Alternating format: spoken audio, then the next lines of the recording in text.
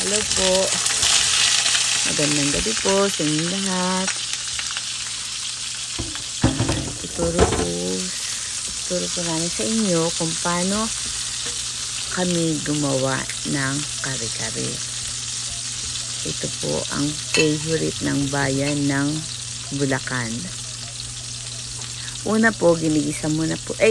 Pinipilito muna po namin yung talong. Ayan, palalambutin muna yung talong.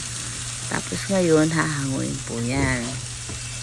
Hanguin muna natin. Kumbaga sa hinahap cook lang muna yung talong. Ganon po. Hindi po yung sunod-sunod na salang ng ganon. Iba po yung style ng pagluluto namin. Sumunod po, yan pong string beans naman. I-half cook lang din po yan. Yan, pipirito po yan. Ayan. Mga ilang hahanguin po ulit. Ayan. Kita niyo po ang ganda ng kulay. Mukhang sarap-sarap talaga. Prito pa lang po yan. Hindi pa po nag-uumpisa ang luto. Hindi po ba? Ayan po. Tapos po, magigisa ng bawang at saka sibuyas. Pagkaraan po, ayan. Ayan, pagka medyo brown na yung bawang, lagayin natin yung sibuyas. Pagkaraan po niyan, ayan, nailagay na po ang tuwalya. Tingnan niyo po, oh. Kasi yung tuwalya po na yan, pinalambutan po namin yan. Kaya, na lang po, naka-ready na siya. Di po ba? Mahirap pong magpalambot niya sa tulang. Marami pong proseso. Yan po. Ayan, tsaka niyo po, pagka nilagay niyo yung tuwalya, tsaka niyo po ilalagay yung gulay. Ayan, paibabaw niyo yung pechay. Kasi madali po yung maluto. Ay, naku, sarap-sarap na. Ayan. Tsaka nilalagyan ng flavoring po ang tawag dyan. Nung araw po, ang mga matanda, inaano po yan. Sila po yung gumagawa niyan.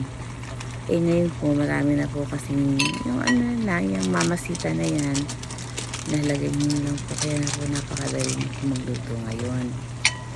Yan po ay gawa sa aswite, bigas, at saka mani na dinurog. O, tingnan niyo po, ang ganda ng pulit. Ang sarap-sarap na. Di po ba? Naku, nagutom na ako. Wow. Naku, nagutom na talaga ako. Ano ba yan? Ay, naku, nakasita.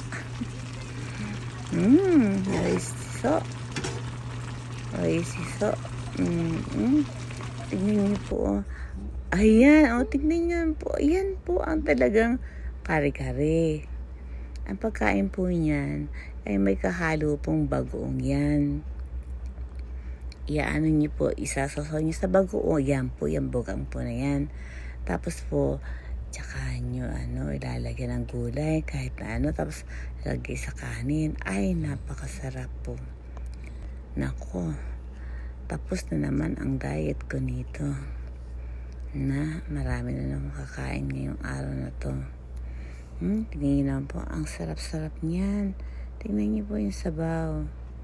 Subukan nyo rin po magluto niyan dahil po ang mga Pilipina, halos lahat po ng mga Pilipina na nandito sa Japan, kumakain po niyan.